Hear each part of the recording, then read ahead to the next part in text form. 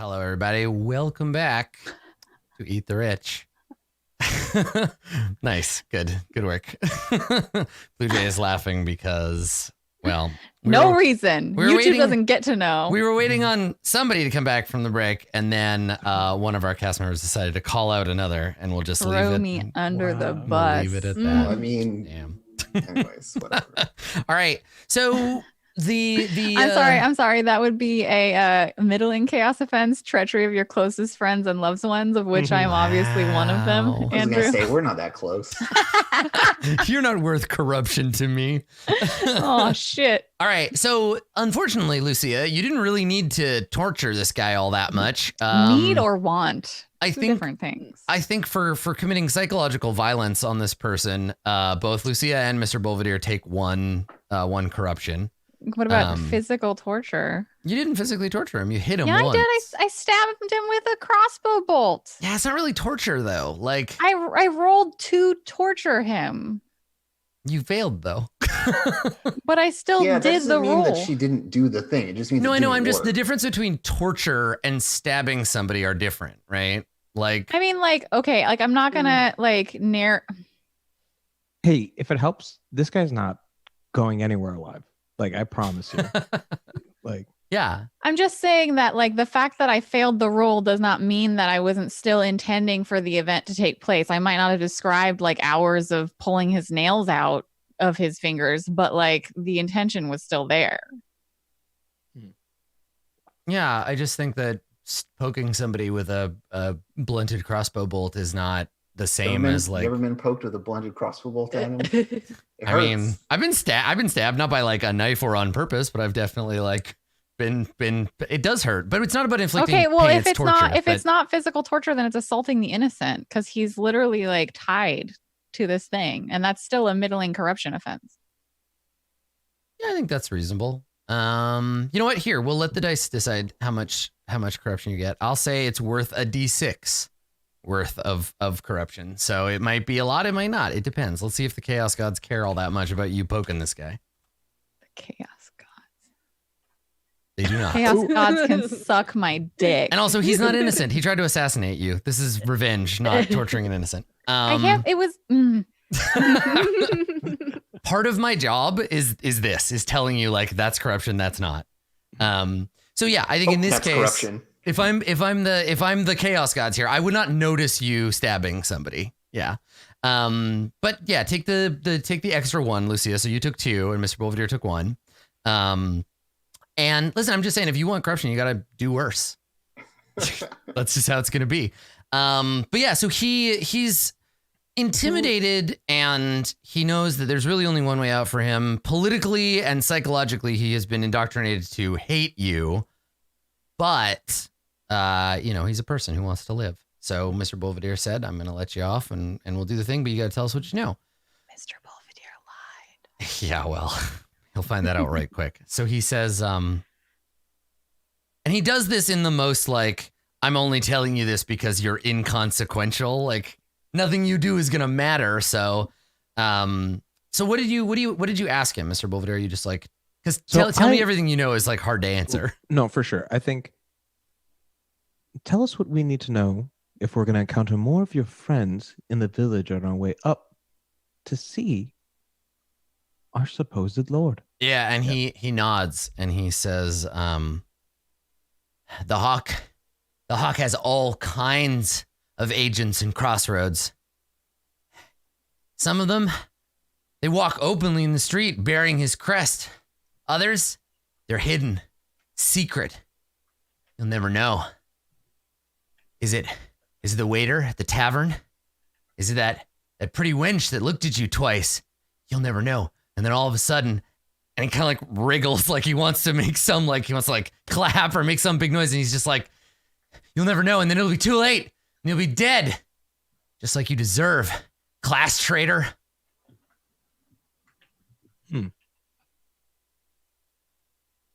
I like turn to Lucia, hand her the jar of mushrooms.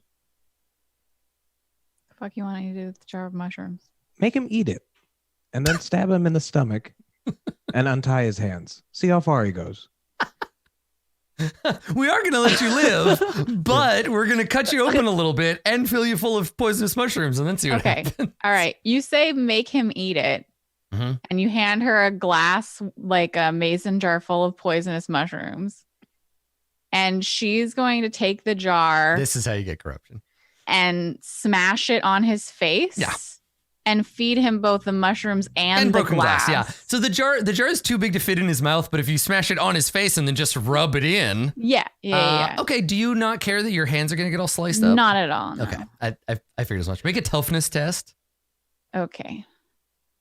Now, if anybody wants to intervene in this before you make this toughness test, let's see. He spat on me. Oh, I'm sorry. The difficulty would have me? been 42, but it was still a success. I made it routine. That's okay. That was the last one I was.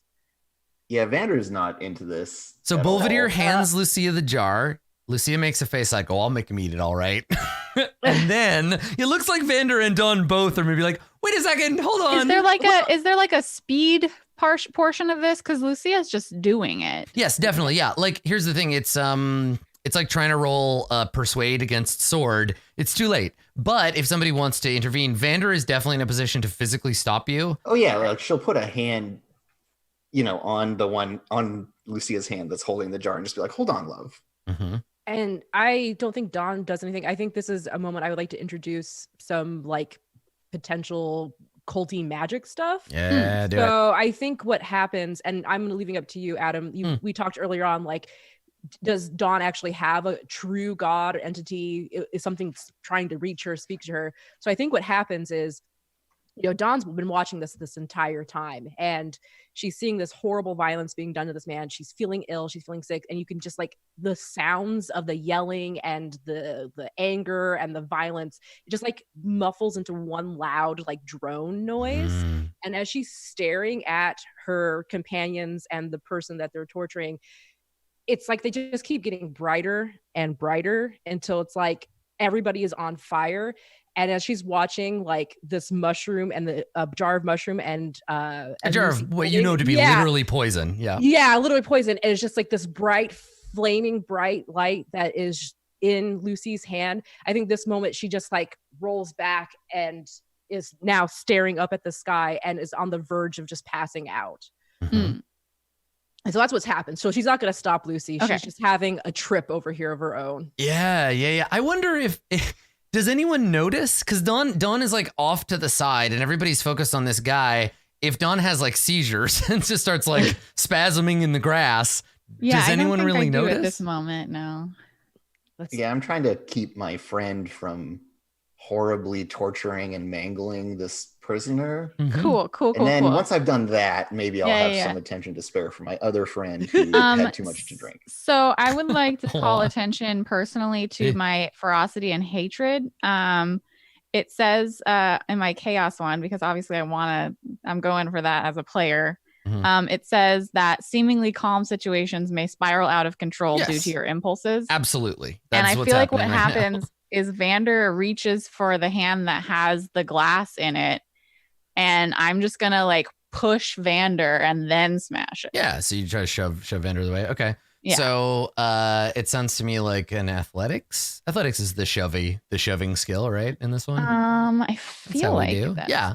And then Vander, it's opposed, right? Because you're going to try to like stop. Yeah, sure. Let's see.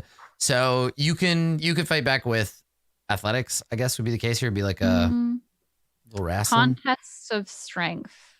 Yes. Yeah. Unless I Vander, feel like you it's have more. unless you have another trick. Well, no, you're literally shoving Vander out of the way so you can do what you want. Right. I don't know if it's really a contest though. It feels more like an unarmed attack to me. That's different. Are you punching Vander in the face or are you shoving Vander out of your way? Yeah, I guess like if shoving is considered more athletics, I feel like shoving is still brawling to me. And not like, because athletics is like scale up surfaces and ropes, tread and swim water, propel a vessel while rowing. It says push heavy objects and like a contest of strength, but like, so I guess it could be, but this is kind of, I think a contest of strength is probably the best analog here of, okay, I'm trying to keep you from doing something. I'm trying to like hold you back, right? Physically. So Okay. Not as good at brawn as I am at combat, but sure. Well, that's the thing. It's an escalation. If you fail to push Vander out of the way, Then you can escalate to punching, Right. which if you Right, want. of course. Okay, so let's have the two of you roll. Mr. Belvedere, do you want to get involved at all, or No, I really. you just let them I wrestle? really don't care what happens to also this man. Okay. The moment he spit on me, that was too far. Okay, before you roll, I want to check my handouts, because I think there's like a shove right in the. Let's see. No, these are all. I think these are all two. They're more than you need because it's like stunning blow, takedown, knockout. Yeah, that's all way more. Yeah, this is just a little bit of scuffling. Okay, all right. So Lucia and Vander both make an athletics roll. I did not do a good job. I did a better job than you. But you both failed, right? Yes. Both of us failed. So what happens if you both fail a contested roll? I feel like the contest is the important thing. Like I don't know. I got it here. I'll check. Should there be a time where an opposed test is required to succeed a skill, but also reference your degree of success? Let's see. Okay. So I think that the contest isn't over yet. The two of you are just kind of like scruff, like you're trying to. There's some friction. There's tension. Extended. Yeah, Lucia, you're delayed but not stopped, and Vander, you have stopped Lucia but not forever.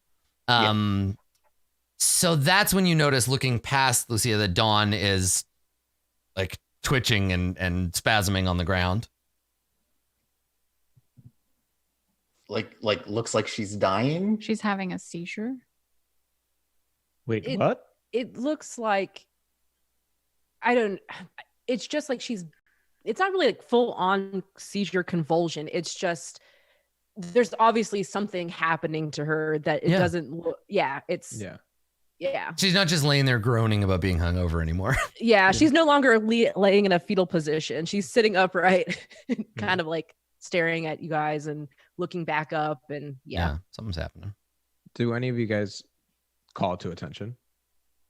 I mean, I just am really, really mad. And then Vander tried to stop me. We'll from get to doing that in a the thing I second. wanted. Yeah. So the two of you are locked for a second. Yeah, I'm not calling. Mr. Belvedere, you're the only one that isn't in the middle of something. Right. What do you want to do? You want to do anything, or do you just wait for it to resolve? Do I see it now? Yeah. I run over. Absolutely. Okay. Like this whole incident is done to me now. I've caused whatever I wanted to cause. Now, Okay. I mean, you got your answer. You got the answer to the question you were asking. It was a pompous answer, but yeah, okay. And now my friend is going through something. Yeah, I'm running over. Okay. Oh dear. Oh my God. What's going on? And like I look around and like I can tell she's not sleeping, but yeah. Dawn, has Mr. Belvedere ever seen this before? Because you two are like roommates, right? So I think probably at least once, like he's established that I've drank before. So I think maybe another particular time this has happened before. Maybe not too long ago, actually. Yeah. And I think Mr. Belvedere tries to like put her on her side, like concerned about like vomiting and like. Yeah, and you were talking about how when she was in the cart, you were like rubbing her back and like. Aw, Mr. Belvedere. Right? Yeah. Okay. It's great that there are these two parallel like physical interactions happening. Yeah. Okay. So Mr. Belvedere, you come over. It looks like Dawn is not doing great, but not like in any danger of like dying or being harmed or like swallowing her own tongue or anything. Sure. Right. Mr. Belvedere's like, there, it's fine. And then to Dawn, when she sees this figure, like I said before, like all of them are bright lights. Yeah. As Mr. Belvedere is walking, it's like this figure is descending towards her. It's not like he's walking on a plane. Yeah. It's literally like he's coming down from somewhere and is now in front of her. And it's not Mr. Belvedere. It's just this figure of light. And it's trying to communicate something to her. She's not sure what exactly. And this has been like only the second or third time it's happened to her.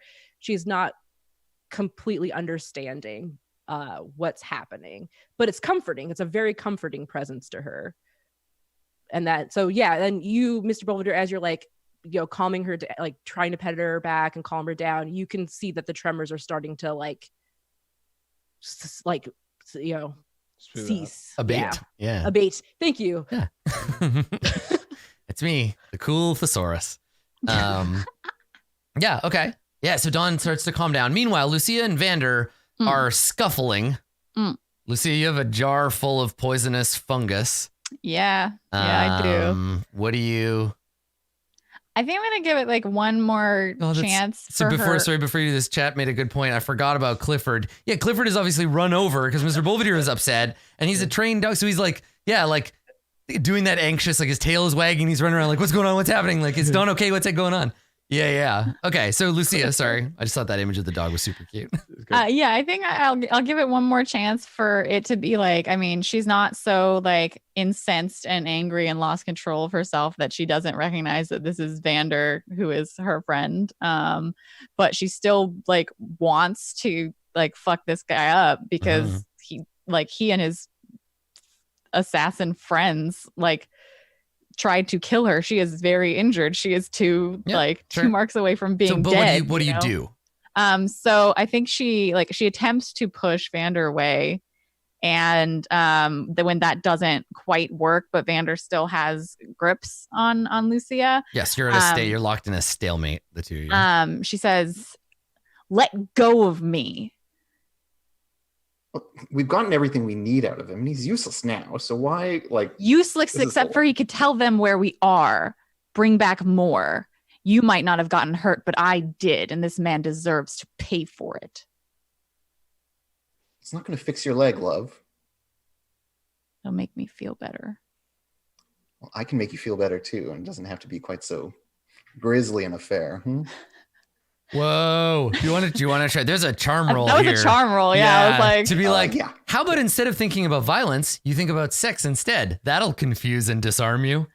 That's definitely a tactic. I was about to say that's a classic Vander move, right? We haven't seen you do it, but this is classic a move you have made many times. Okay, so when people get unreasonable and violent, you have to find appease them or deceive them. Yeah, find someone else to direct them at. Okay, so Lucia. I think there's a bonus here for Vander to do this to you because you've illustrated before. Because I love her. Yeah. So why don't you, what do you think? 10, 20, 30%? How hard is this term? I would say that because yes, there's a benefit to this because it's Vander, but also it's not as easy as it would be if we weren't in a situation where we were you didn't just get led here by a trail of rose petals. And then that would be trivial, 30%. But at this point, I think it's just routine because Lucia is very mad and likes to continue on the path of her anger. Great. Well, let's see if I can charm you. That's a yes. Oh, that is a yes. Sure can. All right, Lucia, what does that look like?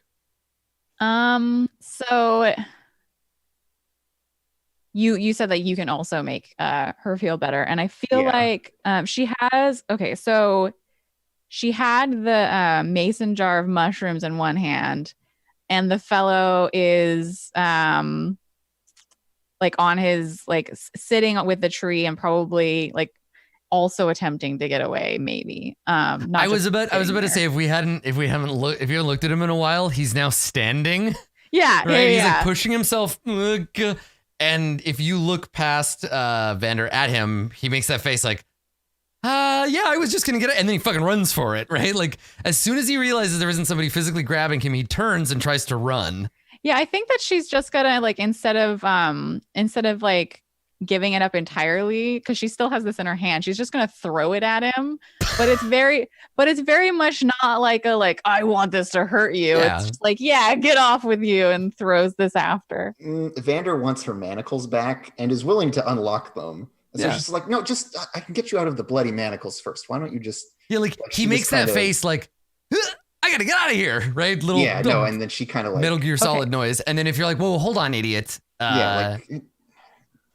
Totally unreasonable here, and she actually pulls the key out. So. Yeah, right. Because all you have to say to him is you didn't think that through, right? Do you have a hacksaw in your pocket? How are you going to get these off? You're gonna die of thirst. Like, come on, moron. Yeah, and she's like, I know you're not far from the city, but they won't exactly let you back in safely if you're coming through in manacles. Who knows who'll find you and what they'll do? And she like goes over with the key and like spins them around and unlocks yeah. And as you're unlocking, he says quietly, he's like, "Your friend's fucking crazy." Yes, and I just saved your life. And so maybe you turn him around, right? And he's like, and I like have my hands on his shoulders and like set him, and just be like, all right, you're ready to go. So maybe, if you're an honorable type, as you seem to hold pretenses to be, just maybe, you keep your mouth shut. You see how you're... He does that thing where he understands every word in your sentence except pretense, and so just ignores it, and hears you say, "You're an honorable guy," and he nods like, "Yeah, I don't know what pretenses are, but I have them." And if this is a war, then the exchange of prisoners is a normal and natural thing. And there's a code to all of this. And she like pats him sternly on the shoulder. Yeah, and he looks around like, this isn't how this is supposed to go. Like, you're not supposed to be like this. You're supposed to be bloodthirsty monsters. Right, because what he expected was Lucia, and what he got was you instead. Can you make a charm roll for me? Oh, I guess I can. Can I get some bonuses here? Yeah, you spared his life, so take 20%. 20% bonus. Hell yeah. And unlocked him. Yeah, like I went out of my way to do a nice thing for him. Boom, no problem. Charm the shit out of this dude. So you can see him thinking, and he's like, I can't go back now to Esperine or whatever. And I certainly can't go back to Crossroads, and I don't have any money or food or water. We could have just killed him. If my friend, I hear that there's a place under the city that's taking in poor people. Really? A friend of mine said so. Oh. You give it a try. And he nods. He says, and he looks down. And he's like, well, I suppose without the shackles, they should let me in. How long there is are this worse conversation places you could going end on? up than in a royalist conspiracy, I suppose. Try your luck again. And he nods and he says,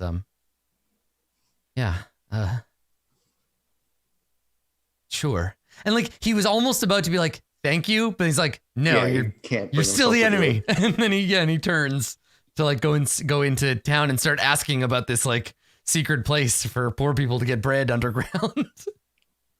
And that's when the like overhand tossed mason jar like lands in between his shoulder blades, and I'm like, fuck off. Yeah, maybe best you do run along. The jar bounces harmlessly off his back and lands unbroken in the grass.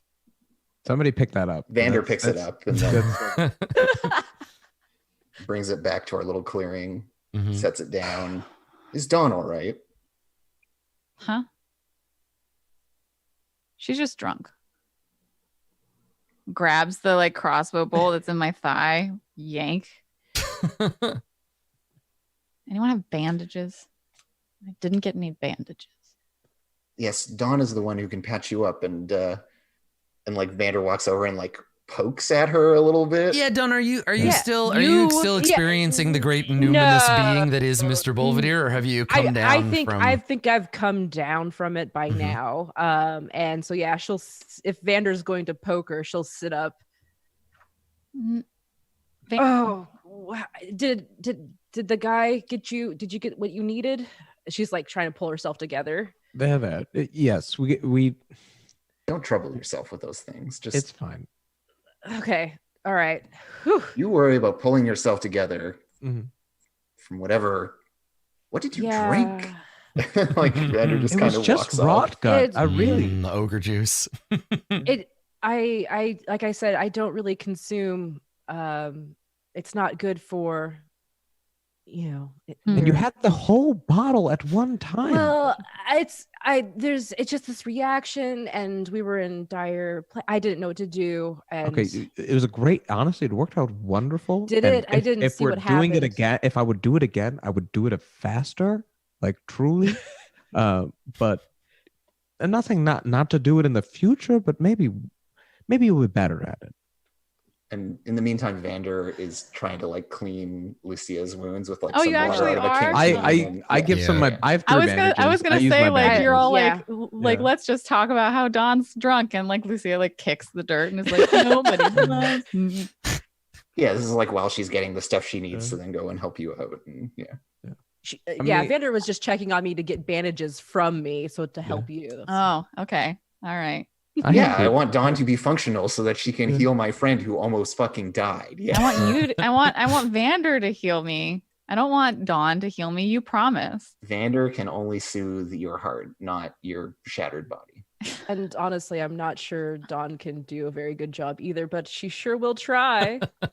I think that if like Vander tries to get like Dawn like in to like heal instead, like Lucia's like, you said. No, I'm assuming that Dawn cannot help at the moment, and so Yeah, Vander is okay. just helping out on her own. Yeah, Okay, like that's what I like. Like I'm. yeah, we're 'Cause having I'm- some one-on-one time with the Yeah. the You pretense of charmed me me. cleaning your Come wounds. on. Yeah. No, don't worry. Wow, I Lucia. You can't It's just okay. lead a girl on like that. This is the thing, Vander. You always want to keep bandages on you because you never know when you might need them. Here, I have 3. You can. I know when I might need them. It's never, because I don't get into that kind of fight. No, it's you just always want to have protection with you. I just promise you, it's worthwhile. Just keep it in your pocket. It might be nice to just have it. Vander shoots a look at Mr. Bolvedier like, what do you think is in my pants? And then, yeah. I've had these bandages since 1987. Oh God. They're still good.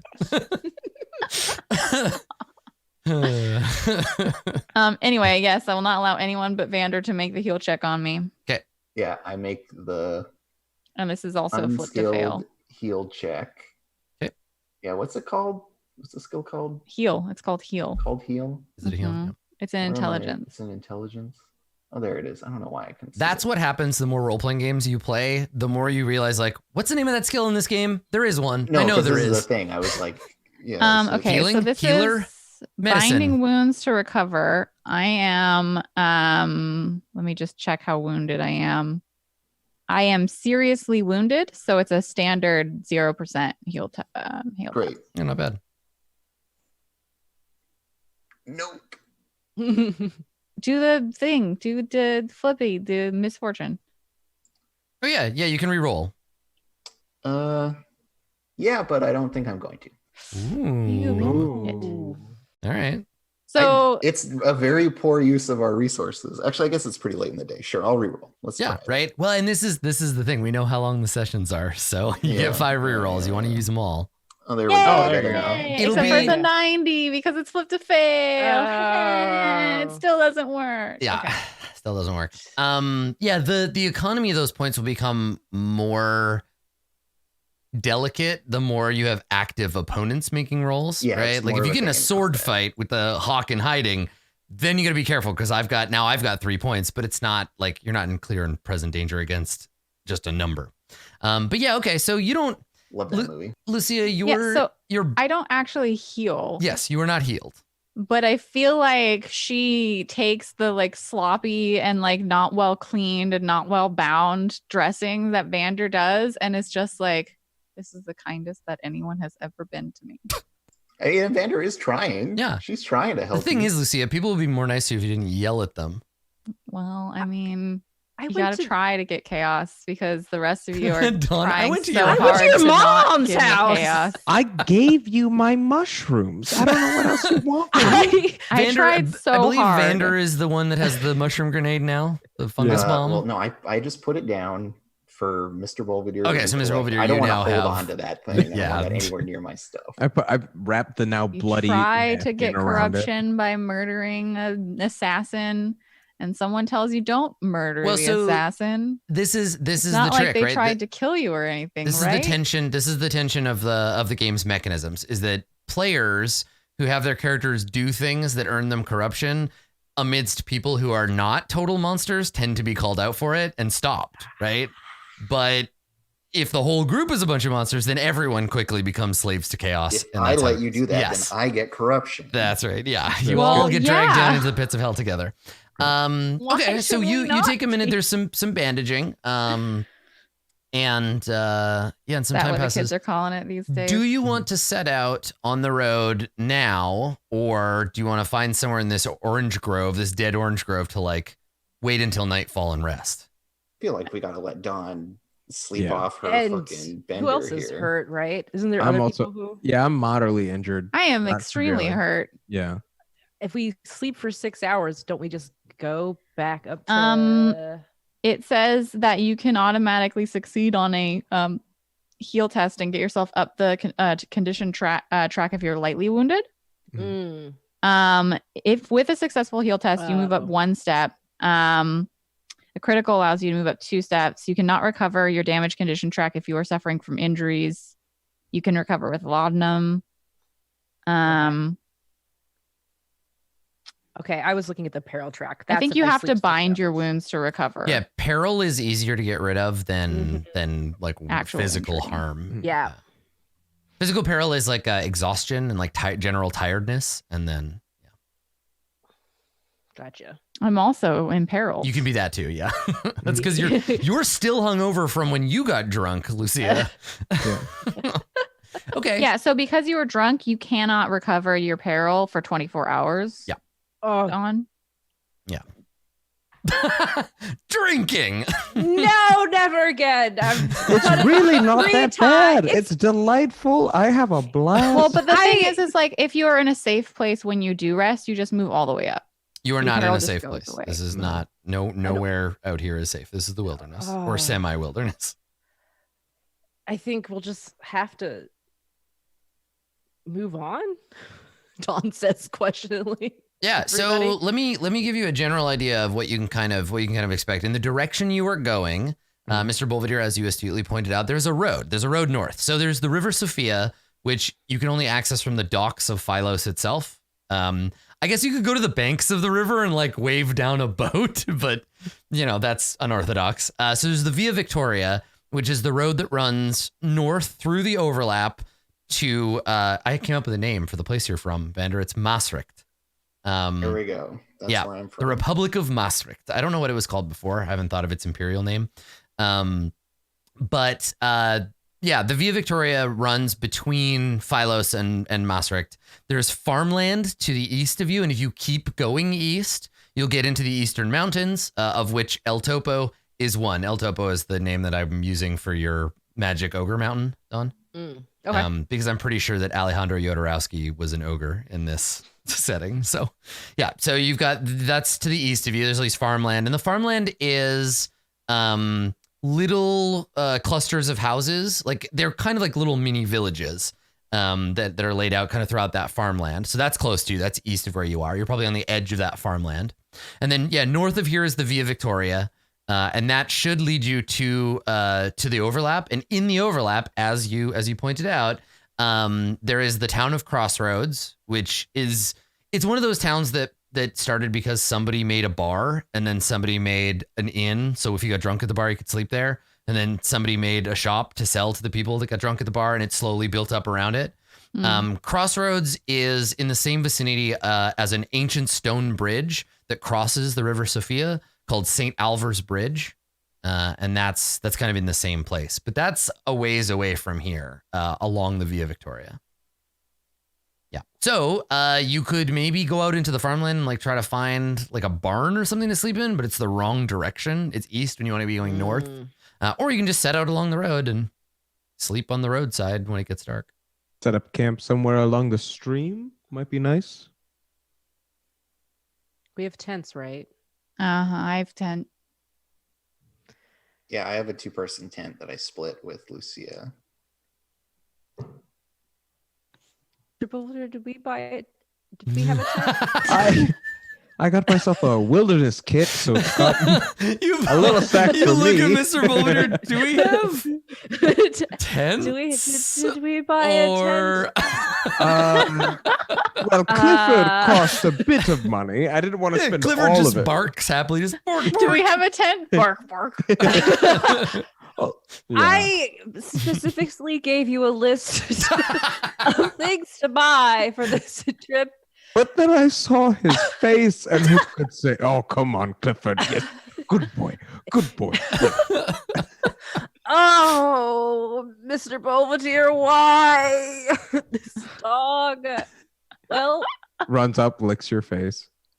he's not going to keep us warm. Well, I mean, maybe my feet. It'll be fine. Well, Yeah, I actually figured. Wait, As part of the travel stuff, I actually figured out what season it was. And I made a weather table because I'm a dork. Nice. It's autumn. Yeah, it's autumn. So you're close enough to winter that an unexpected cold could happen. But right now, it'll be a chilly night if you slept outside of tent. But pardon me. Both of you have a 2-person tent. I have a 2-person tent that I or Vander are carrying. We split the money. We bought one of the tents. Yeah. Between the two of us, there is a single 2-person tent. Because I was about to say, wait, let me get this straight. You have $1 billion and I have nothing. Yeah. How does that work? How does that? I have a billion tents and you have no tents, and that's just how that is. I work hard for my Lucia tent. just worked really hard for those tents. So Right. Lucia and Vander have a tent. Yes, Yeah. we did not. I did not buy a tent. It was an oversight. An ogre site? I gave you An ogre site. Hey, you can get Domino's That's for 2 gold racist. coins. You get a Domino's delivered for 2 gold coins. Well, I mean, it's not like you've never slept on the ground outside. no, before, I've slept outside. Yeah. Plenty of times. Mr. Belvedere, however, might have a less. I got the wilderness kit. I've got my little sleeping bag. I'll be great. You have a sleeping bag. Under the I don't stars. know. Okay. Well, I mean, let's see what the weather is currently like. Watch me get blizzard. I'll be right. fine. I'm gonna sleep under this pile of snow. Perfect. Okay, so warm. today's weather is mild, cloudy, with some showers and a breeze. So it's cold. You're gonna get damp, Mr. Belvedere, if you It's sleep okay. under your sleeping bag overnight. Your jar of fungus will be very happy, though. Mhm. Yeah. You know who'll keep me warm? Clifford with his big body. I mean, literally, yes. So do you want to leave your little orange grove and go back to the road, or do you want to just like rest here? On the plus side, there's nobody here. Like this is, you brought him out here because it's a dead grove as part of an abandoned farm. So you could do that. You just stay here, find a dilapidated barn. Or you can go back to the road, which puts you more on track, but So is it like people will be coming and going. nighttime, No, but or- it will be eventually. It's the beginning of the day is when we set off, so it's still fairly early. at Yeah, this it's point. afternoon. You can get some hours in. Yeah, my feeling on the matter is that we should rest, given how fucked up everyone is. I cannot regain any because you failed at that heal test. I will not get any like regained physical injury, whatever. Everyone else would still have to make a heal test, which is 10 minutes. Or else they won't regain any physical injury. And for the incapacitated, for the like drunkenness, if I sleep for 6 hours, then I can not like be imperiled anymore. Well, I'll still be imperiled, but I won't be ignoring one skill rank. But Dawn has to wait 24 hours before that will happen. So like in terms of resting being beneficial. I really like the passive aggressive way you said that, like it was Vander's fault. Because you failed to make me better. I can't recover. No, I'm just like, you have to wait 24 hours And when after would- a failed heal test to try and successfully heal again. Oh, okay. And well, when has it been 24 hours since you drank? Because that might be. I'm like today it would have been, but we've also just woken up. So I feel like the end of the day is when like I'll be able to rest again. Like we just got up, had a fight, and then like beat some guy up. It's not been a long time. That's fair. It's like probably like 3 p.m. Yeah, Maybe not one. even. Not Yeah. even. Yep. It's like 1, maybe.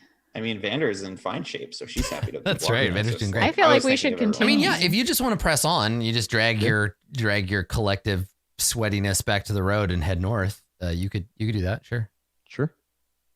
Yeah, that's fine. Should we do the thing? Okay. All right. So the Via Victoria, I've broken it down into chunks, but this first chunk is a bit unexpected. So I'm gonna get everybody to make a toughness test. Oh, This is just toughness from like walking, but you have a plus 30% on it. Oh, because you're walking on a it's not paved, but like a proper road. You're not in the wilderness at all. It's the easiest this travel could be.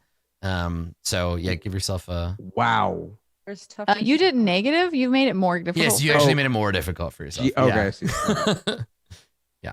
Why can I not see things? There it is, toughness. So since I'm down the peril, I don't have any skill ranks in it anyway, so it doesn't really matter. Yeah, right. Exactly. What's the modifier again? 30. It's whatever 30. the easiest one Trivial. is. Trivial is the trivial. Gotcha.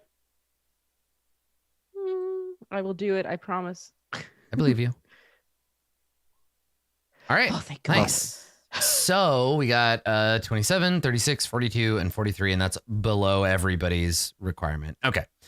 All right. So you spend the rest of the daylight traveling north along the Via Victoria, and this is the same road you used to come in, but you came in from a different angle. So we see the smilers, right? We see the people trapped in their little cages, in varying degrees of torment, and you leave them behind. And for a moment, you have the rushing river Sophia. You can hear it a little bit down the slope to your left, along the river. Maybe if you look, you can make out the tips of some of the sails back in the city, in the harbor. To your right, the quickly overgrowing farmland of Philos, which eventually will be cleared once the government gets their shit together. And it should just be a straight shot north until the river bends to the east in a few days. But the first sign that something is wrong is the faint sound of music in the air. Now this isn't complicated music. This isn't the sound of a band playing. This isn't a clarinet and a French horn. This is the sound of slightly off-tune singing, lots of clapping. You can hear a tambourine or two in the distance, maybe a hand drum, and you can hear it, and it's quite loud, or quite far away, but probably the former.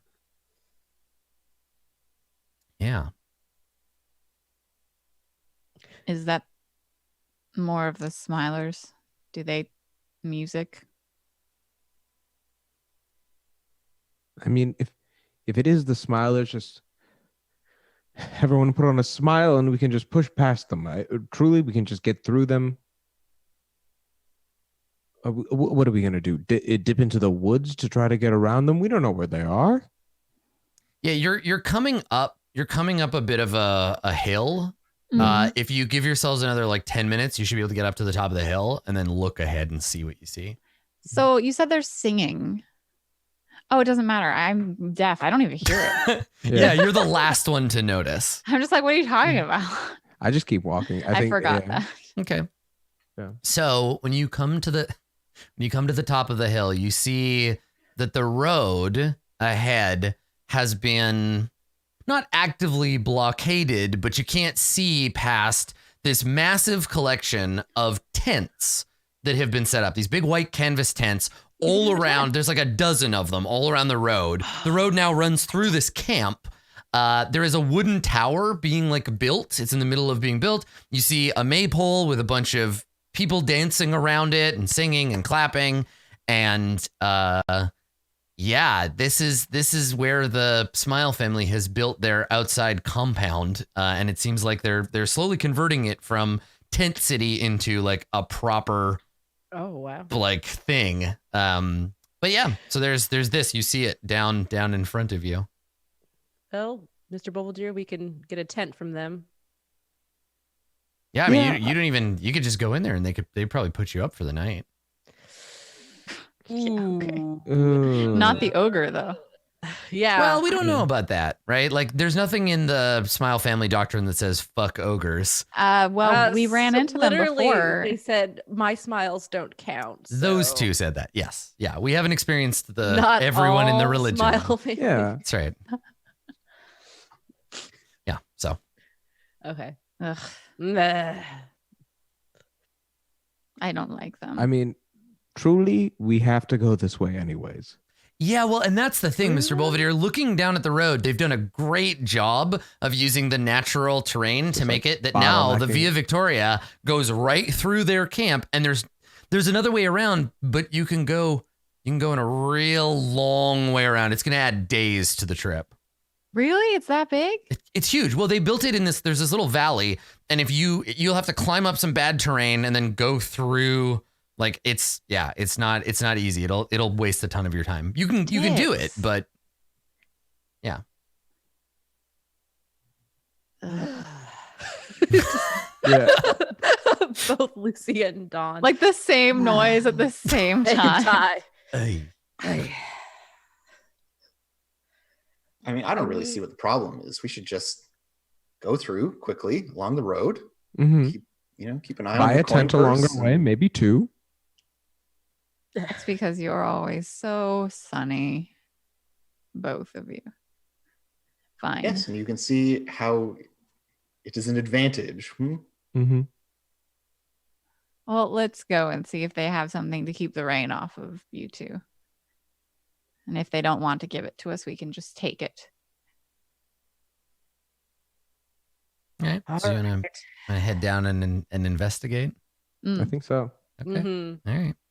So it is dark by the time you reach the edge of the Smile family blockade, and as you get there, they're all dressed the same. They have everybody has long hair. People who are able to grow beards and mustaches do so and don't cut them. They all wear the exact same, like slightly off-white robes. If they're wearing anything at all, there is like, I think even as you walk in, you see here and there, tan bodies just laying out, absorbing the last of the sun. And there's lots of like singing and dancing and people playing tambourines kind of all around. But there are a few who are walking around with lamp lighting poles, and they're lighting the roadway. They're lighting up lanterns on poles along either side of on the roadway. And as you get closer, one of them, finally somebody notices you, and he looks up and he smiles at you and he starts walking towards you. Prepare yourselves. Everyone, be ready to smile. Grimaces. Yeah, does everybody put on a big smile as this guy comes over? Yeah. It's awful. Like we're all dirty and drunk and tired and bloody and gross. None of that matters as long any of those things. Yeah. Okay. Vander looks sorry. great. But you say we're all, and Vander's just like, it's like, excuse. I'm great. These are my filthy friends.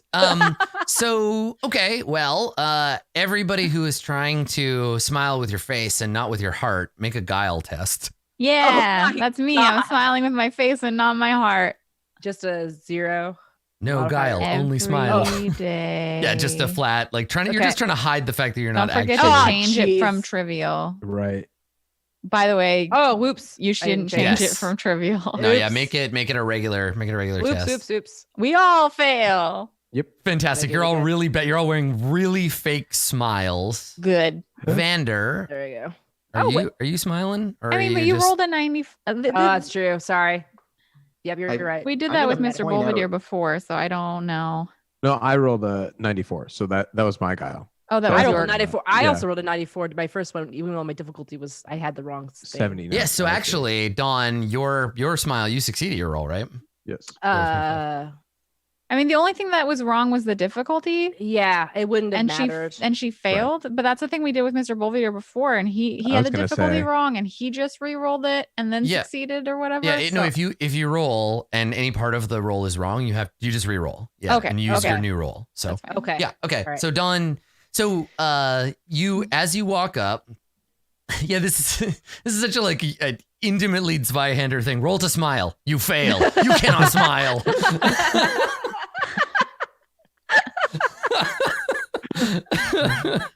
Oh boy. Roll to smile. So you walk up and what is Vander? You're the only one that isn't like a filthy, exhausted mess. What is your countenance? Like, are you neutral? You smiling? What's happening? I think she's smiling. I have the worldly trait, which part of it says you're innately friendly and people enjoy your company. That's and right. So I think Vander is very good at getting along with people, and so yeah, she'll smile and mean it. Like it's not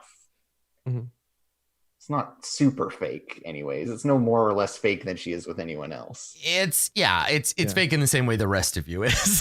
Yeah. So yeah, I'll exactly. also I'm gonna invoke, and maybe it doesn't count as much because I got a big gaping crossbow wound in me. I mean, so it's I'll covered. leave that up to you. You're not It's bleeding covered. out, so I also have the worldly trait, so I think there's a little bit of like encouragement of being like, hey, no, we are like just travelers along our way. Look at our eclectic band. yeah. But Mr. Belvedere is trying to like do the fake smile, but is doing a better job of it. Okay, all right. So Lucia's a big frowner here, but yeah, okay. I look upset. So this guy, he comes over and he's like, it's cold. It's a little like drizzly. He's got bare feet.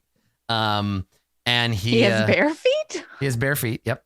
He comes over and he's got his hands clasped in front of him and he says, he's like, travelers, are you coming from Philos? Have you come to join the festival? Oh, just passing through, darling. Oh, unfortunately, yes, just passing through. And he says, a moment of smiles is worth a mile of road. It's good. I should write that down. You should stay, at least for the night. It's getting dark. We've got all kinds of places for you to stay and hot food. And there's music. There's always music. It'll put a smile on your face right quick. And he looks at Lucia and then goes like, oh, I see some of you could use, I think there's a late night smile seminar. We could all go together. Oh, I'm so rude. I haven't introduced myself.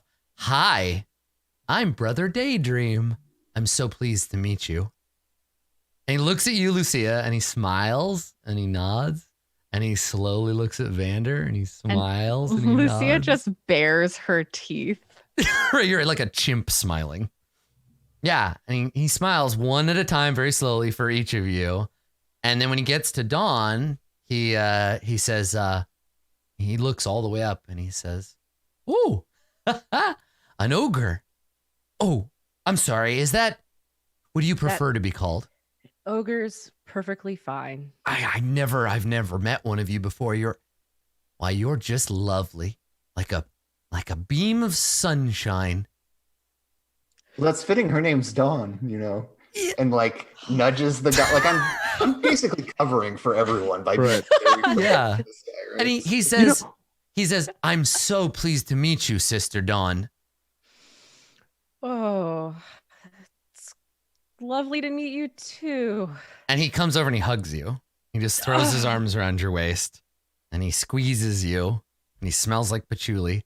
And and he just like holds you and he does the thing where he's just like, yeah. And if like, you try Vander cuts him a little short with a pat on the back, like to get so him. when you do that, he looks over at you and he puts his arm out like, yeah, get in here, come no, on. And he reaches out to grab you to be like, come on, everybody, let's just hug a minute, come on. Oh no, we're very eager to hear this music. Can you show me where the music is? Like I'm just gonna. Yeah, and he Mr. stops and he Belvedere's says, hands slowly drop. He's like, yeah, yes, the music. We came for that. Yeah, and he lets go of you. He lets go of you, Don, and he says, Oh God. He says, "Wow, that sure was nice. I'd love a chance to hug you again sometime." And he looks over at Mr. Belvedere and Vander and he says, "Music. Yeah, that's right. We're all on pause right now because, well, you're just in time. Mother and Father are going to give a speech. And then we're going to do smile practice. And when that's all done, we're going to have dinner. So if you want dinner, come on." Oh, well, that's marvelous. And like, Yeah. I will usher everyone along unless anyone resists. And yeah. Sure. Lucia isn't resisting, but she's doing the like tantrum walk that kids do sometimes where it's just like, So as you're walking, Vander, Brother Daydream is saying to you, he's like, so you're not from around here, are you?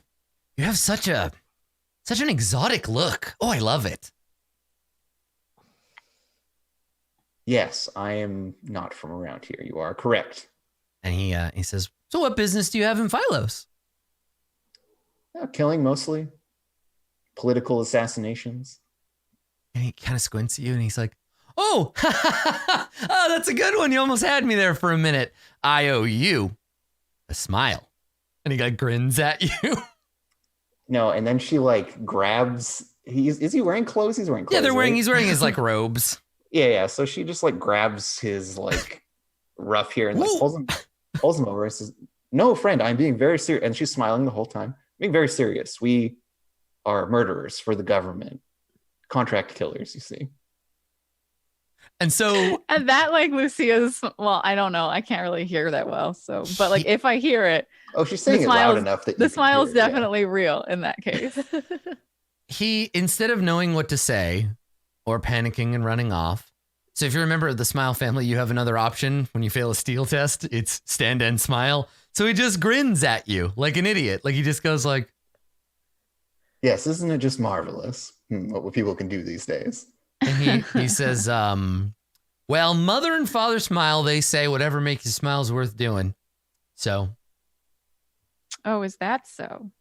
And and he looks at you and he says, that's right. There's only one thing that's forbidden around here, and that's frowns. Whatever makes me smile. And he nods and he says, everybody's into all kinds of different stuff. So I bet you if you look around long enough, get to know some of the other members of the family, you'll find somebody who's just as into whatever you're into as you are. Oh, and won't that be great? Isn't it nice to share our passions with others? Me? I like smiling. And Vander's like, yes, Lucia, maybe we can meet the person who puts people in the cages. And like puts a hand on your shoulder or your back or whatever and like pats you affectionately. And he says to you quietly, Vander, he's like, oh, we don't call those cages around here. They're re-education centers. For one. Oh, yes, of course. You'll have to pardon me. I'm not from around here. And like, again, big smile. Yeah. And he's just like, oh, you have such nice teeth. My goodness. Now, who's hungry? I'm sure we're all very hungry, aren't we? All of our stomachs rumble at the same time. Mm-hmm. Even the dog is hungry. Mm-hmm. And he looks over and he sees the dog and he gets a little concerned for a minute and he says,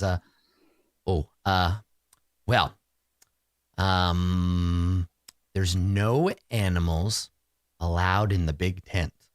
Order of Mother and Father Smile comes direct from up top. Now, I know we all love having a pet. Little puppy, little kitty, maybe a parrot. Make you smile. But we can't have them in the big tent. Those are the rules. Well, don't you worry. Clifford here is very well trained and he'll never go in the big tent. And he looks down and he looks at Clifford and he smiles. And then, what is like, I think, because Clifford is a trained dog. So if Clifford was like suspicious or uncomfortable or something, do you think would he growl at this guy or? Yeah, I think so. He's in also some a way, hunting dog. Yeah. He's like a war dog. So I think in this space, he should know friend from foe in some way. Mm-hmm. And like, generally dogs that do that kind of work have very strong in-group, out-group kind of mindsets. And so there's a whole thing there. Yeah, for sure. I would also say like Pryor is usually like probably a pretty happy like pup. Yeah. And I think at this moment, I'll leave it up to you what his reaction is a thing. Yeah. Okay. So he probably acts protectively of you, but isn't actively barking or growling or anything because there's no violence, right? Mm-hmm. But he's clearly like, this is a stranger. I don't like you because I don't know you. You smell different. Yeah. Okay. Mm-hmm. So so you're walking through this camp and like I said, like everybody around here has started to get up and if they can and start coming towards this central tent. It's a big, enormous canvas. like one of those tents that they use for like revival church meetings, right?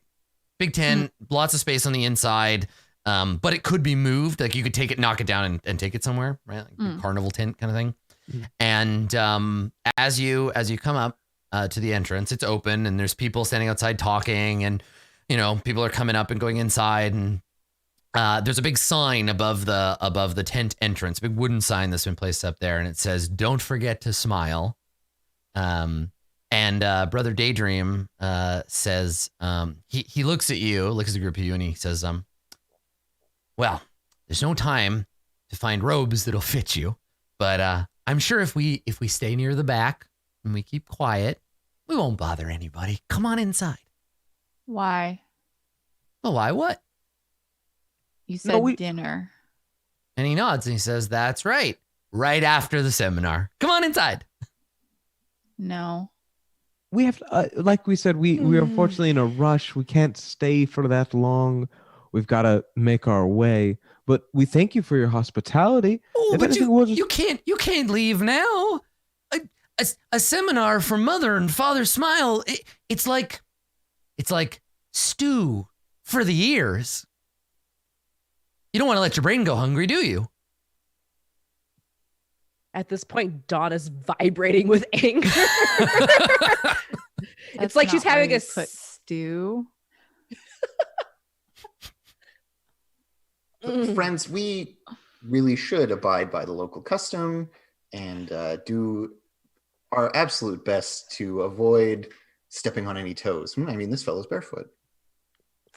He says, deflecting the metaphorical meaning of her statement. Yeah. Literal. Yeah. Yeah. And he looks down, and then as if noticing he's not wearing shoes, looks at you like, oh, very astute observation. You're going to do great around here. Inside. Yeah, and Vander gives everyone a look of like, yes, I know this is bullshit, but then like still placid with a smile. Just inside, you hear a gong like, crash once, and Brother Daydream makes a face like, oh, we're gonna miss the meeting. And then kind of looks inside like, you gotta come inside with me. Come on, we're gonna miss it. Right. In for a penny, in for a pound. Let's make our way. What's for dinner? And he turns and looks at you and he says, why, nutrients, of course. I'm not going into that cult tent. I'll stay out here with the dog. And he makes like his forehead. It's very weird because his mouth is still smiling, but his eyes and his eyebrows get sad, right? Where he's just like,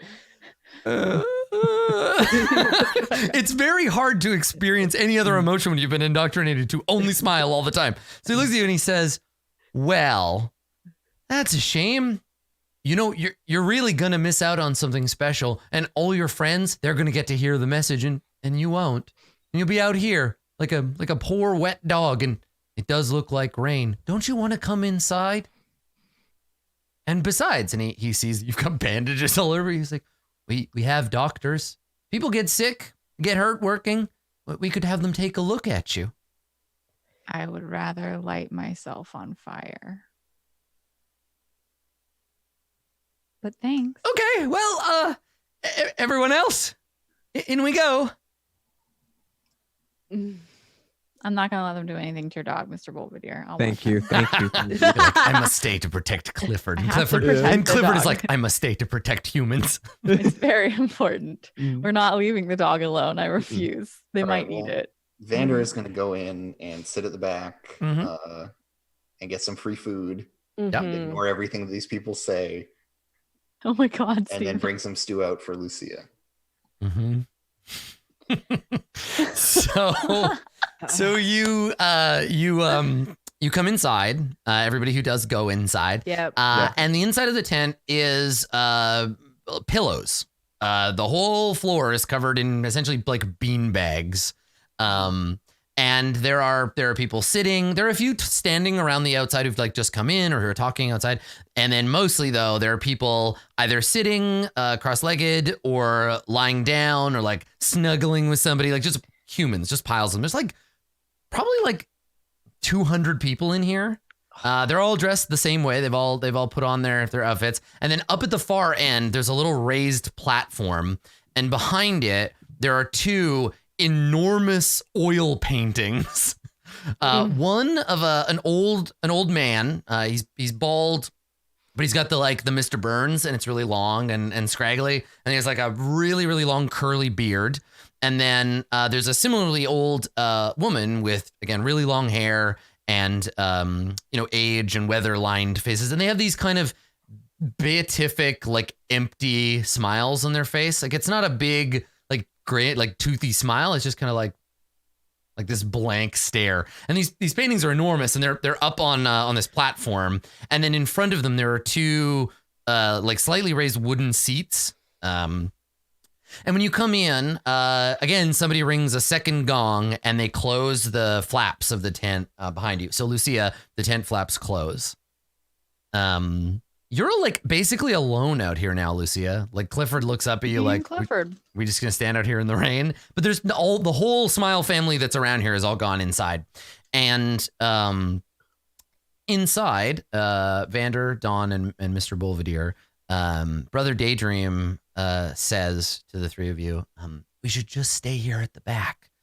I don't want to interrupt anybody's vibes. And he says, oh, here they come. And the door, there's a flap in the back of the tent and it opens. Everybody gets really quiet. And it's so gross. It's so quiet that when Mother and Father Smile ascend to the platform, you can hear the wet sound of 400 lips peeling back from their gums. You just this same, the sound of 200 people smiling at once in total silence, this kind of wet noise. And and when you look over at Brother Daydream, he's got the same smile and he's just like, yes. And you see these two people, they're obviously much smaller and much more wizened, much more human than these enormous paintings. They're wearing, the base is the white robes, but they also have prayer scarves around their neck, and they're just beautiful. Like Mr. Belvedere, looking at these would have been very expensive to make. They're made out of fine silk and handcrafted in there. They're these hanging stars with runes on them, these characters. And they come up and they sit down. They each sit down in their little seat, and they give each other a nice smile, right? They just nod and smile at each other. And Father Smile begins his sermon. So he starts talking about the way that he says basically there is and this is the thing, Dawn, for you, that I think we would hear this from your perspective, right? Okay. So he says the basic, guys, obviously this takes a long time, and if you want to bail out partway through, you're welcome to. But he says he starts by kind of explaining the basis of their religion. He says that the world outside is a bad place. The world outside is he doesn't say bad. He says it's a frowning place.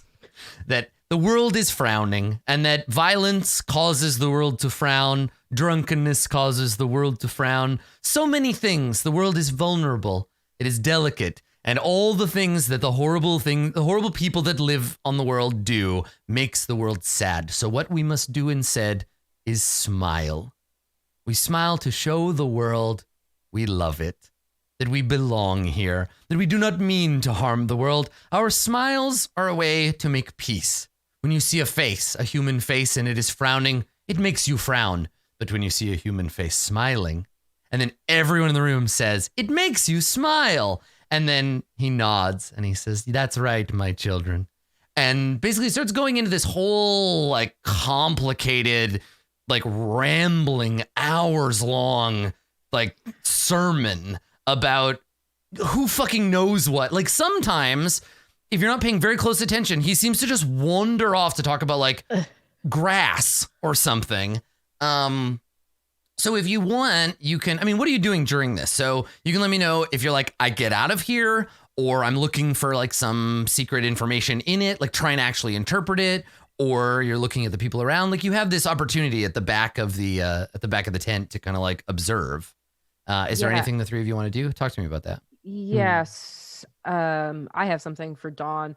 So I think she's extremely irritated. Like, this is so fake, you know. It has nothing to do with taking care of your actual self. It's just like plaster stuff on. It's all about this outward appearance, and it's just irritating her. Everything has been irritating her, from meeting Lucy's mom, and then dealing with all the stuff, and just humans, and Tender not being upset about humans, and people selling stuff, and she's just like stewing in her anger. And I think at some point, just the droning of the voice just makes her go back into like she starts not hearing words anymore. Yeah. And she starts thinking about what she was seeing, and in her vision, or like what she was seeing earlier. And she kind of wants to interpret, like try to find meaning in what that figure was trying to tell her.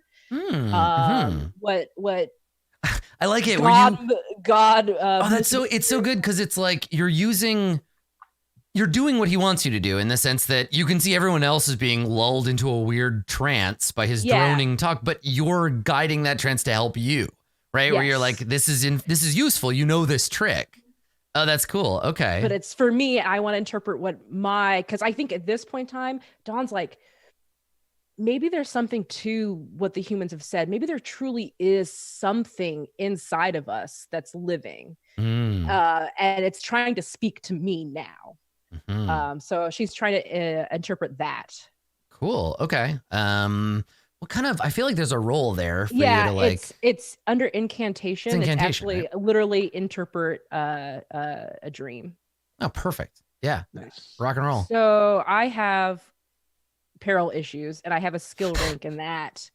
So this would be a lot easier to do if you weren't hungover. Yeah, and being put to sleep by a droning man right now. But incantation. So I ignore my skill rank. Yeah. And then do you want to give me any sort of what situational modifier? I think it's just a flat roll. Okay. Damn it. So all you can hear every time you start to sink into the thing. Yeah. Do you want to use a point? I want to use a because this is probably point. the last roll of the session. Yeah. So. Yeah. I'll do a fate. So I'll roll again. Come on. So here's the thing. You're trying, right? You're just like, okay, I can use this, center, focus, but you keep getting pulled out by like random non sequiturs, right? Where you're just like, okay, he's droning on about smiling or whatever. And then he's like, and that is how I decided that I like mustard better than mayonnaise. The next day I woke up, and so, and there's a lot of like nodding and like, yeah, like mustard, man. All right. But for you, it just keeps pulling you out of your reverie. Yeah. So you're just more annoyed than you were when you came in. Vander and Mr. Belvedere, anything you want to do? I mean, Vander used to make her living hanging out with the nobility. Yeah. So she has an incredible aptitude for just tuning out this kind of shit. She will know exactly when it is expected for her to speak and just be like somewhere else completely until that exact moment. Yeah. Okay. And then Mr. Belvedere, anything you want to do while they're... I'm just kind of like rambling, trying to take it all in. Is there like guards around, or like how are like, is everyone just here of their own free will? Like what's the like exit situation? Is truly like that's the only way out for them and this is the only way out for us? Like make a awareness test. Okay. Looking around, trying to get a feel for the place. Hard to say. Everybody looks so happy. Like they're all just so relaxed and happy. Such a good time. Yeah. You said it's hours long. Does everyone stay for the whole time? Yeah. I mean, you're not gonna get dinner if you don't stick around. I want because like if it's hours long, I feel like after like a good like 10 minutes, Lucia's just like seriously. And then because you said no one's out here. Not that you can see at a glance. There's some people that are like too like messed up to get up off the ground and drag themselves to dinner. I literally want to just like go through this like now looking abandoned like camp and just like look through people's stuff. Maybe steal a tent or two. Maybe so these tents are big, right? They're not like camping tents. They're like event tents. Have camping tents. Everybody sleeps on a big pile of sweaty beanbags. So like that's totally fine. Yeah, but you I wouldn't be able still to find want to time. You like can wander around and like look at I want to stuff. wander Okay. around, like look through their shit because like they're all in there and no one's like telling me not to. So Okay. Same thing. Make an awareness test as you search around. Can Clifford give you advantage? Or, sorry, let's sniffing see. stuff. Yeah. Does Clifford Clifford? smelling I things? forget whether Clifford has Is trained in awareness. is trained in awareness. I think I said that he was. Yeah, sure. Yeah. I'll roll a d10 for old Cliff. Oops, that's the Okay. 100. Try that again. Sir 5. Clifford. A 5. I get a 7, so I'm very aware. Okay. All right. They don't really have anything to steal. That's kind of the point. Like if you want to steal, okay, that's not true. Robes. Hmm? You could steal a robe probably. Tambourines, hand drums. Food. No. The food is all given out by specific people at specific times. There's like a kitchen tent where people are And there's preparing the people in there. nutrients and there are people in there. Right. Okay. And Yeah, then so- presumably there's wherever the 2 cult leaders hang out. but- There's their personal tent. Yeah. Which is unoccupied right now.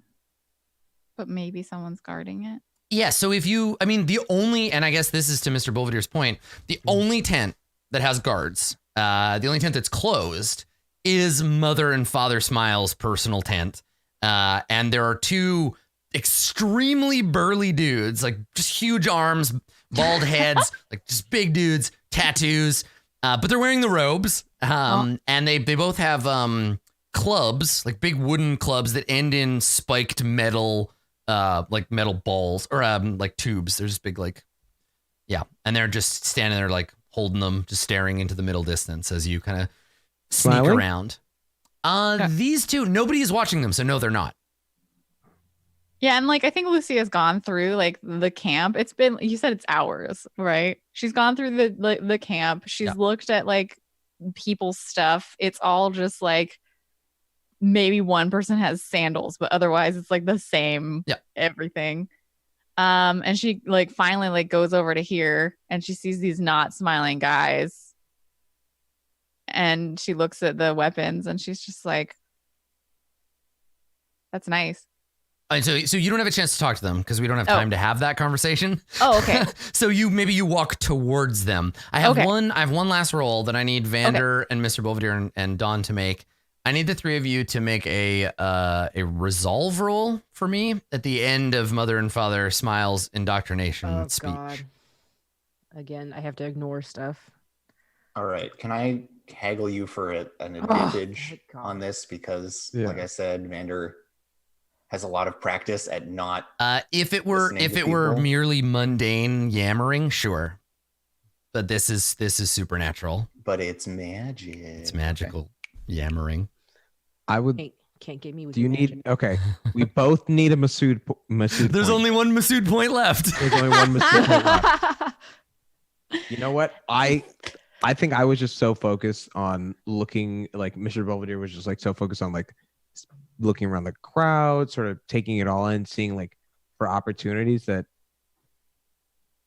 he kind of fell into it and sort of wasn't able to like actually pull it out and like suddenly was like, oh, okay. You find yourself nodding along. Mayo isn't that great. Mustard is better. Yeah. You know, I should smile more often. Yeah. Oh. All right. So the 2 of you, first of all, as a result of the glorious ramblings, roll a d6 each. Roll a chaos die. That is how much corruption you get. Wow. So you get 4 and 5. I should have given to the tent. But yeah, Dawn, because you're the only one that didn't get it, you look around like as the speech is sort of like coming to an end, and Vander and Mr. Belvedere are both smiling. Not like big gross, but like little grins. Like there's a little bit of a smile on, maybe for Vander it's just in her eyes. But yeah, you're like, Yep. All right, so that's where we'll conclude. Let me roll the d10 for the chaos situation. I know. When you refused to go in there, I was like, oh, she's gonna be so mad later. I'm so mad. Yep. Okay, I got a 2. Remind me how that works. Yes, I get corruption. I think everybody do I. gets Everyone corruption. with a value over 2 gets Yes. Yeah. I think it's 2 and over, Yes. if I remember correctly. Let me check. All right, my first chaos point. Me too. I get order because I took no corruption this time around. Nice work, Don. You've resisted the Smile family. As I want to. No, you took some from the smelling salts. Did I? Oh, you took one. You took one from the smelling salts, yeah. Whoops. I didn't Is there mark it at anything the else time. we're forgetting? Just No. so that we can all get dragged down to help. Yeah. I don't think so. Okay. I don't remember any other ones. for Don. I'm looking I'm building for up it. to it. It's here we I had one go. Alignment. And then Okay, well, why don't you, Blue Jay, you keep, okay, and you, the fetch and tally. It's right here. Yes, I still got it.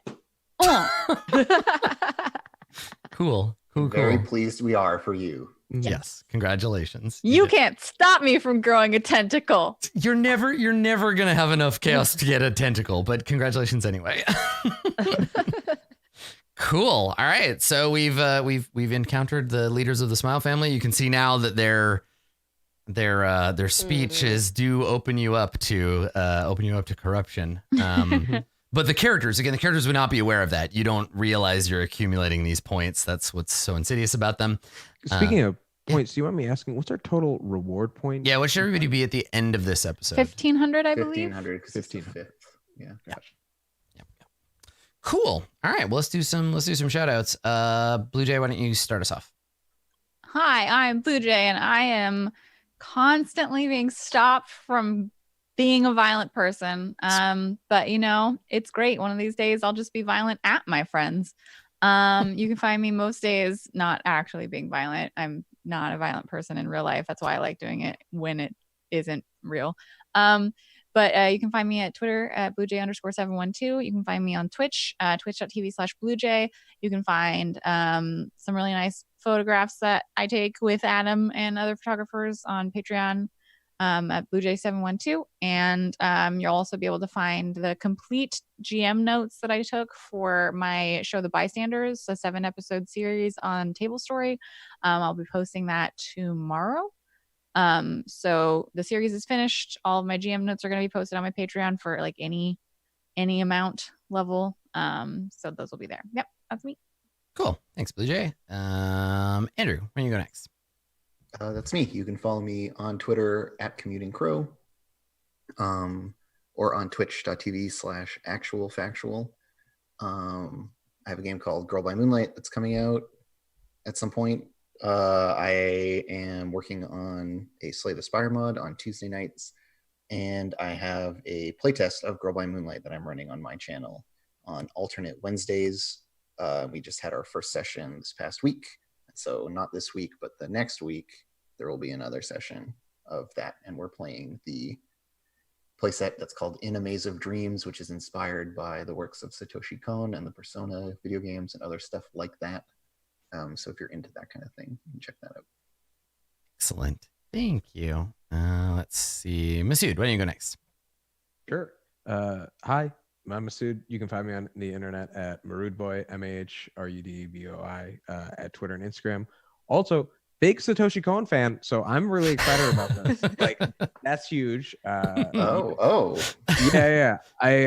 There's a great. I'm just going to spend the rest of my time talking about this YouTube video about from this thing called Every Frame of Painting, and they do an episode about Satoshi Kon and the way he edits. Good. It's so good, and it like really let me explore a lot. I'd always enjoyed. What was it? What's the one with the kid with the metal bat? I watched the entire series. Paranoia Agent. Paranoia Agent. Mm-hmm. Yeah, and So good. anyways, really phenomenal. But yeah, that's me. Hi. That's Masood. Really big fan. Satoshi Kon. Nice. Is Every Frame of Painting the one that did that video about Vancouver? Or is that a different? That is one. Okay, that's what I was thinking of. I've seen that one. Itself. Yeah, it never plays itself. Yeah, that's a good video. Yeah, I dig it. Cool. Last but not least, Resistor of Corruption. Amber, take it away. Hey, unlike Blue Jay, who's not violent, I am like Dawn, and I'm constantly seething silently with anger, which you can find all about on Twitter when I talk about my work and stuff. Anyway, Twitter, Rocket Orca. I'm a graphic designer and illustrator. I'm also a co-owner of a podcast network called Geek Perspective, and I'm going to go down the list of those by day of the week. On Mondays, Red Mage, Blue Mage comes out. It's my Magic the Gathering podcast I co-host with a friend. I also, on Thursdays, is my podcast comes out, Shapeshift, which is about my GM journey. And then on Saturdays at 6 p.m., yes, Eastern, I play Godbound on the Don't Split the Podcast Network's Twitch. Under the, oh my God, my brain is literally melting as I'm talking. Oh my God. Anyway, it's called Tales from Moxbury. That's the other show I'm on. Check that out. That's it. I'm done. I gotta go to bed. I have definitely 100% done outros like that where you start talking and you lose the thread, and by the end you're like, what was I saying? I do things. Internet. Rambling a bunch of meaningless nonsense. Fantastic. Google me. Well, thank you for coming, everybody, especially to my cast for doing such a good job today. Blue Jay, I'm sorry that I robbed you of your corruption points, but that's how it goes. It's okay. I still got chaos. It's fine. Yeah, it doesn't matter now. You can find me on Twitter at Skinny Ghost, or like right here all the time. This is where I live. So thanks for coming. In the future, not for a few episodes yet, but in the nearish future, we're going to be having a week off because we have a cast member that's going to be away. So in that time slot, I haven't confirmed 100% yet, but in that time slot, Daniel, the developer of this game, we talked about him coming on the channel and hanging out with me for an hour or so and answering some questions about the game and doing some Q&A and hanging out. So if you're interested about that, you have questions for Daniel, I'll give you a form that you can fill out and give us those questions. That'll be the 9th, I think, if that happens. So yeah, I'll let you know. Keep an eye on Twitter for that, Skinny Ghost. And I'll post more about it when I know more. Otherwise, we will see you next time for more Eat the Rich. Thanks for coming, everybody. See you next time.